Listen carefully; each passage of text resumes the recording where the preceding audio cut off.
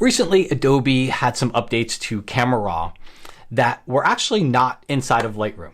Okay, and it got quite a bit of excitement, a lot of comments. I got a lot of questions, which is the only reason I'm doing this video is because I got so many questions on it. But they took the tone of, you know, how could this be? How could Camera Raw be different from Lightroom? And it's just one of the things to remember is these features in Camera Raw were called technology previews, which I like to call public betas. And you had to turn them on. They're not even on by default. So they really are the same. And then you can go turn on some technology previews. And this isn't the first time that Adobe's done this, where they've had these previews in one and not had them in the other. But it did get quite a bit of questions on one specific feature, which is the DeNoise feature in Camera Raw. When you use the technology preview, it actually doesn't force you to make a copy of the noise reduction photo. So then you have two of them floating around. You have one copy of the photo and it's non-destructive. So it's a pretty cool feature, but you have to use Camera Raw. So a lot of the questions came out. What about if I'm a Lightroom user? How can I take advantage of this? So I'm going to show you how to do that. I'll call it a hack. I don't know what you want to call it, but it's essentially being a Lightroom user, initiating your workflow from within Lightroom, still being able to take advantage of that feature if you want. But this is one of those videos where I'm going to encourage you, watch till the end. Because I know so many times when the screen capture part stops, people just stop watching. But what I'm going to say after that, I think is just as important as what I'm going to say during it. So let's go ahead and get started. Well, I've got a photo open inside of Lightroom. And I've applied a couple of basic panel edits to it. I think I cropped it. So at this point, I would think I want to do a little bit of noise reduction to it. It's got some noise in the background here. And of course, when I go into Lightroom, I've got my detail panel. I've got the DeNoise option inside of here, which will, the message even tells you, reduces noise, will create a new DNG. So I could do this and that's fine. But if you want to take advantage of the feature that I demonstrated, that's the technology preview in Adobe Camera Raw, but still use Lightroom. So imagine what we did here. We started our workflow in Lightroom and I've gone and done some edits to my photo.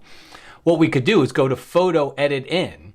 Instead of just editing it into Photoshop, we could open it into Photoshop as a smart object.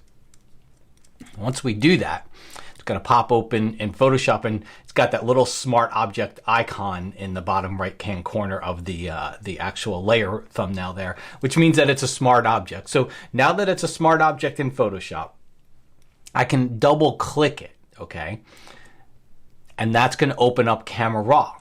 Now, just a little side note, public service announcement. A lot of times people think I can open up any JPEG photo in Photoshop, turn it into a smart object layer, and then double click and open in Camera Raw. It doesn't work like that. You've got to initiate that smart object from the raw photo itself. So we go in here, we double click it, it opens up into Camera Raw, and check it out. Go down here to the detail panel and you will see the DeNoise checkbox. So that looks a little bit different because we've gone up here to the gear icon under technology previews and enabled those technology previews inside of there. So I've got that option.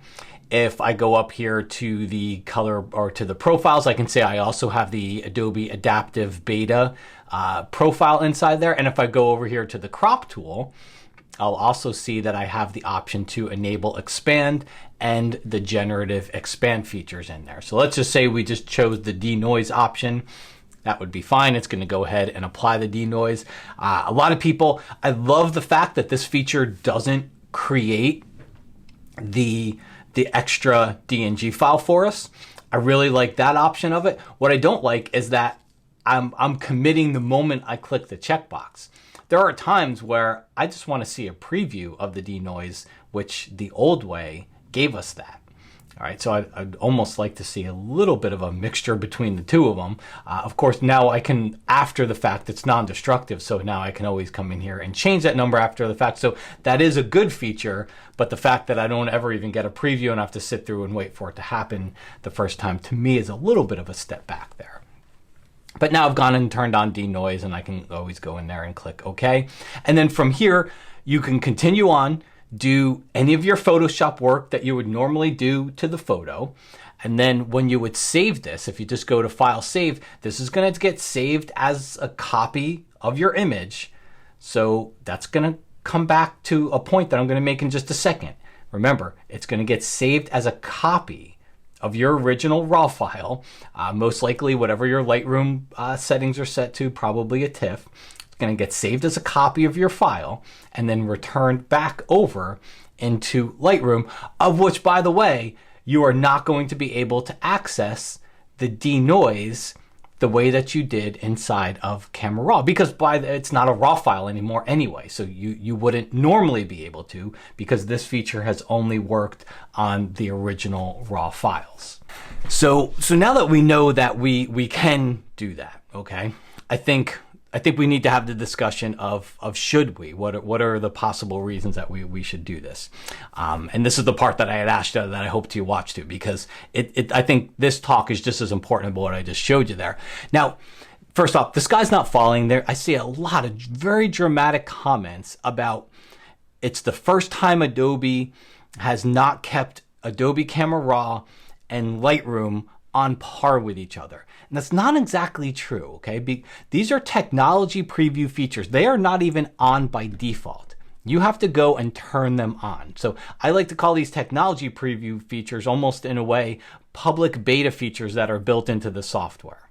Okay, this is not the first time Adobe's done this in Camera Raw. It's not the first time they've done it in Lightroom. It's not the first time they've done it in the Photoshop interface.